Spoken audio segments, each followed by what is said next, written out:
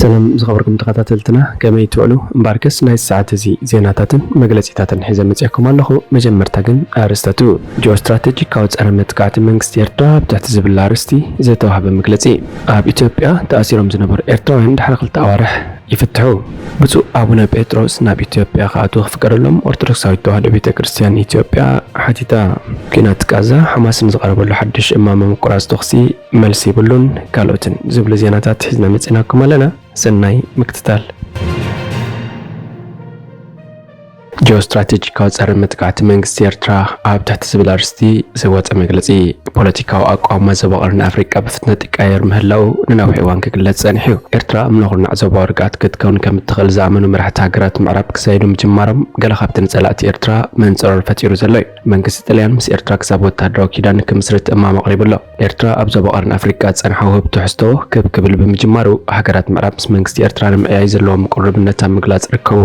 በዚ መሰረት መንግስቲ ጣልያን መንግስት አሜሪካ ብዛዕባ ኤርትራ ዘርግሖ ስትራቴጂካዊ ሰነድ ምስ መንግስቲ ኤርትራ ብጽምዶ ክሰርሕ ማዕጾ መንግስቲ ኤርትራ ክሕኩሕ ጸኒሕሎ ነዚ እማም ብመቕሉል ገጽ ተቐበለ ላዕለዋይ መሪሕነት መንግስቲ ኤርትራ ምስታን ላዕለዎት መራሕቲ ሕብረት ኤውሮጳ ወኪላ ምስ ኤርትራ ዝርርብ ተካይድ ዘላ ቀዳማይ ሚኒስተር ጣልያን ጆርጂያና ሜሎኒ ኣብ ስትራቴጂካዊ ጽምዶ ኣተኪሩ ዝርርብ ኣብ ምክያድ ይርከብ። ብኻልእ ገጽ መንግስቲ አሜሪካ ምስ መንግስቲ ኤርትራ ብደረጃ ኤምባሲን ቆንስልን ርክባቱ ኣብ ምድላል ይርከብ። ድሮ ዝወፁ ዘለዎ ሓበሬታታት ከም ዘነጽርዎ መንግስቲ አሜሪካ ጂኦ ስትራቴጂካዊ ኣገዳስነት ኤርትራ ልዕሊ ዝኾነ እዋን ክስወጦ ምጅማሩ ነቲ ሕጂ ኣብ ጣልያን ዝካየድ ዘሎ ሰፊሕ ዝርርብ ባይታ ንጽፉሎ። ኤርትራ ኣብ ዞባ ቀይሕ ባሕሪ ዘለዋ ተወራት እኳን ክሕለፍ ዘይክእል ምዃኑ ዘስተባሃሉ መራሕቲ ሃገራት ምዕራብ ብመንገዲ ስዑድ ዓረብ ኣቢሎም ምስ ኤርትራ ክትጻመዱ ከም ዝደልዩ ክገልጹ ጸኒሖም ኣለዉ ይብል ዝተረኽበ ሰነድ። ንኢትዮጵያ ካብ መልሕቕ ወይ ኣንኮር ኣጎልቢቱ ናብ ጸድፊ ክጓዝ ዝጸንሐ ሃይሊ ምዕራብ ህሉ ኩነታት ዞባና ካብ ቁጽጽር ወጻኢ ይኸይድ ምህላው ከየሻቕሎ ይተረፈን። ኤርትራ ንዝሓለፈ 4 ዓመታት ንሓይልታት ሶማል ብዓቕምን ተመክሮን ክብምባል ኣብ ልዕልቶም በቕልውላው ዝናበሩ ሓይልታት ናይ ኣኸለ ወይ ቼክሜት መፈንጠርያ ኣሲራትሎም ኣላ። ብዘይካዚ ሓይልታት መንግስቲ ሱዳን ኣብ ባይታ ዓወታት ክጓናጽፉ ምጅማሮም ኣብ ብዙሓት ተንተንቲ ዞባ ቀርኒ ኣፍሪቃ ሕቶታት ክላዓል ቀሲቡሎ። በቲ ዝተሻቐለ መንግስቲ ኢትዮጵያ ኣብ ዝሓለፉ ሰሙናት ሰራዊቱ ናብቶም ምስ ሱዳን ዘዋስኑ ቦታታት ከጸጋዕ ቀኒሎ። መሪሕነት ትግራይ ብወገኑ ሚዛን ሓይሊ ዞባ ቀርኒ ኣፍሪቃ ናብ ኤርትራ ይዛዙ ምህላው ድሮ ክስወጦ ጀሚሩስ የዋጻጽኣኒ ዝበሎ ስልታዊ ምጥወያት ኣብ ምግባር ይርከብ። ኣብ ዝሓለፈ መግለጺ ሕወሓት ምስ መንግስቲ ኤርትራ የጋጩ እዮም ዝተባሃሉ ቃላት ከም ዝእለዩ ምግባሮም እቲ ኣብ ውሽጢ ሕወሓት ምስ ኤርትራ ክንሰርሕ ኣለና ዝብል ጉጅለ ሚዛኑ ጎልቢቱ ምህላው ዘመላኽት ኮይኑሎ። ጂኦ ስትራቴጂካዊ ጸረመት ቃዕቲ መንግስቲ ኤርትራ ካብ መድረኽ ናብ መድረኽ እንዳዘየደ ይመጽእ ምህላው ንመንግስቲ ኤርትራ ብዙሕ ኣማራጺታት ከም ዘለዎ ገይሩሎ ይብል ትሎም ዝተረኽበ ጸብጻብ። መንግስቲ ኤርትራ ነዞም መድረኻዊ ብልጫታት ናብ ስትራቴጂካዊ ቁጠባዊ ወይ ስትራቴጂክ ኢኮኖሚክ ዲቪደንድስ ዓወታት ንምግልባጥ ፕሬዚደንት ኢሳያስ ኣፈወርቂ ዝመርሖ ላዕለዋይ ልኡኽ ንልዕሊ ሓደ ሰሙን ኣብ ኤውሮጳ ዓሪዱሎ። ተኣሲሮም ዝነበሩ ኤርትራውያን ድሕሪ 2 ኣዋርሕ ይፍትሑ። ካብ 5 ታሕሳስ 2023 ጀሚሮም ኣብ ዝተፈላለየ ዘይወግዓውያን መደጎኒታት ብሓይሊ ዕማም ድሕነትን ጸጥታን መንግስቲ ኢትዮጵያ ንዝሓለፈ 2 ኣዋርሕ ኣብ ቀይዲ ዝጸንሑ ሕጋውያንን ዘይሕጋውያንን ኤርትራውያን ስደተኛታት ኣብ ኢትዮጵያ ካብ ትማሊ 6 ለካቲት 2024 ጀሚሮም ብናይ ወሓስ መሰል ይፍትሑ ምህላዎም ምንጭታት ካብ ከተማ ኣዲስ ኣበባ ይሕብሩ። እዞም ኣብ ናይ 2 ኣዋርሕ ጊዜኦም ካብ ከተማ ኣዲስ ኣበባ ወጻኢ ተቐይዶም ጸንሑ ኤርትራውያን ናብ ከተማ ኣዲስ ኣበባ ድሕሪ ምምላሶም ካብ ትማሊ 3 ድሕሪ ቀትሪ ጀሚሮም ይፋነው ምህላዎም እቲ ዝተረኽበ ሓበሬታ يرد እዞም ፍሉጣትን ዘይፍሉጣትን ኤርትራውያን ተጠርጢሮም ዝነበሩ ክሲ ይኹን ዝሓለፈዎ መስርሕ ቤት ፍርዲ ክሳብ ሕጂ እኳ እንተዘይተነጸረ ብዙሕናይ ዝተኣስሩ ኾነ ናይ ወሓስ መሰል ተዋሂቦም ዘለውን ክፍለጥ ከም ዘጸግም እቶም ምንጭታት ይሕብሩ።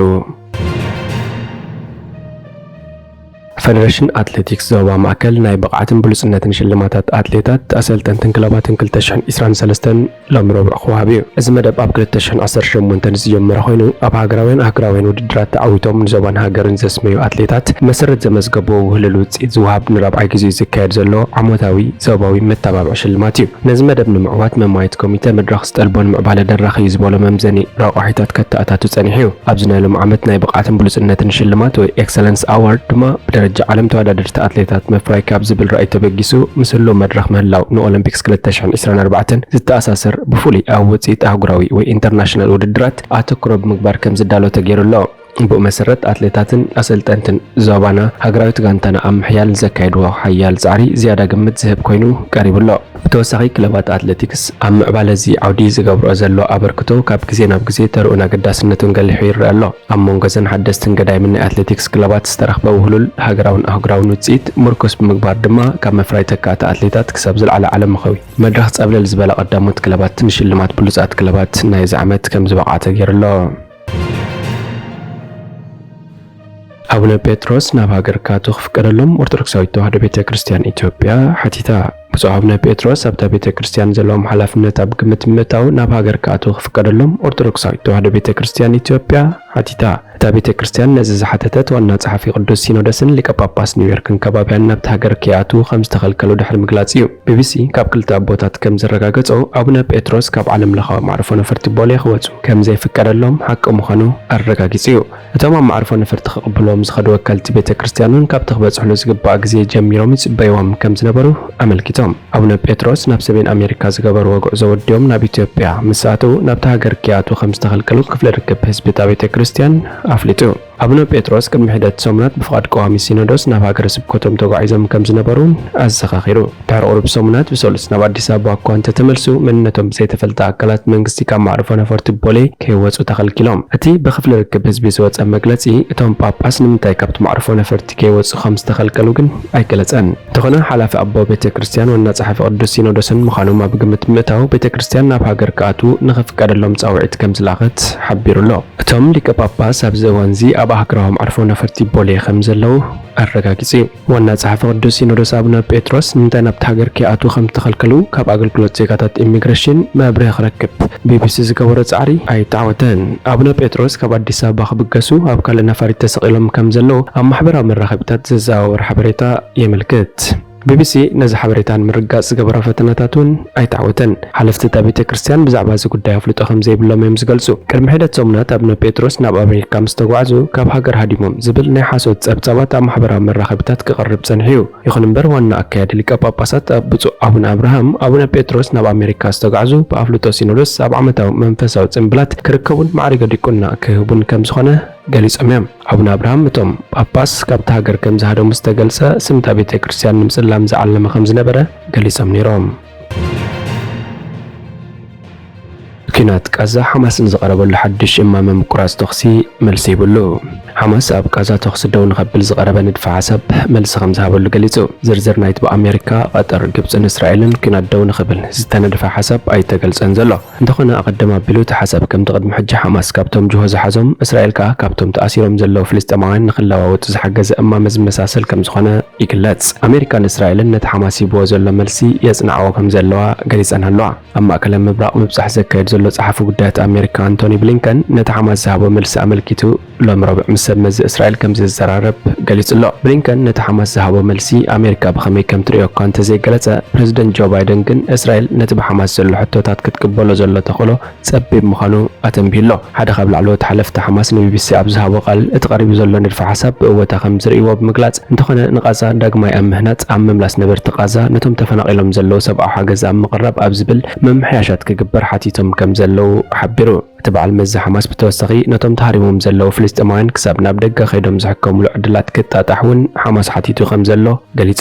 እቲ ኣብ ጋዛ ተኽሲ ደው ከብል ዘኽእል ንድፈ ሓሳብ ናብ ሓማስ ቅድሚ ሰሙን እኳ እንተተሰደደ ወከልቲ ሓማስ ዘይንጹርን ኣደነጋርን ስለ ዝነበረ ነቲ ዝተሰደደሎም ንድፈ ሓሳብ ንኸጽንዑ ገሳብ ትማሊ ግዜ ከም ዝወሰደሎም ንሮይተርስ ገሊጾም። ቀዳማይ ሚኒስተር ቀጠር ሼኽ መሐመድ ቢን ዓብዱራሕማን ኣታኒ ንመልሲ ሓማስ ብሓፈሻ ብእወታ ከም ዝርእዮ ሓቢሩ። ሓማስ ብሸውዓተ ጥቅምቲ ኣብ ልዕሊ እስራኤል ሃንደበታዊ መጥቃዕቲ ብምፍጻም ኣስታት 300 ብምቕታል ኣስታት 257 ጅሆ ድሕሪ መሓዙን እዩ ኩናት ጋዛ ተወሊዑ። ካብቲ ዕለታት ሒዞም ልዕሊ 27500 ሰባት ኣብ ጋዛ ከም ዝተቐትሉ ይንገር። ሓማስ ዘመሓድሮ ክፋል ጋዛ ካብ 2007 ጀሚሩ ብግብፅን እስራኤልን ተኸርዲኑ እዩ ዝርከብ።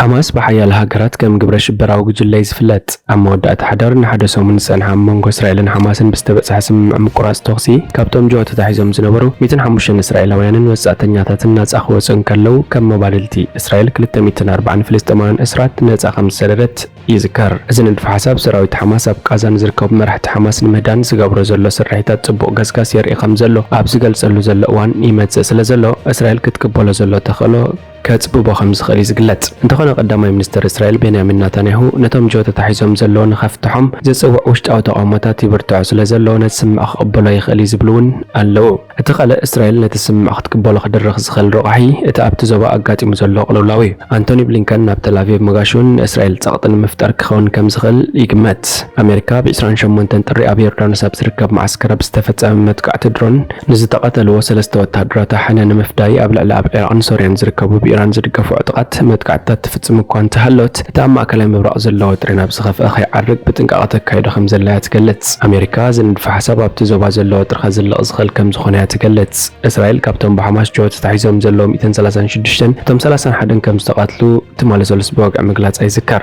وابغى الحيلتات مكل خال إسرائيل ريا أدميرال دانيال هاجاري سدرانا يتم استقاتلو 30 حدن كم استناقرن منقس إسرائيل نتم استرافو جوة تحيزهم زلون مفتاح يدفق خمزلون قليصو أتوهاب قال إذا مورالاوي هاجراون عالم لخاون قديتانايو أزي أتقند نمرحلو بسولاي سرحيتاتنا خاب خمس خنقت سلينا إلو أمباركس خبركم تغطاتلتنا نايس ساعة زينا ومستندونا بزي فتسم حدش زيناتات مكتتال سبسكرايب شير لايك كومنت مقبراي ترسعيكم السلام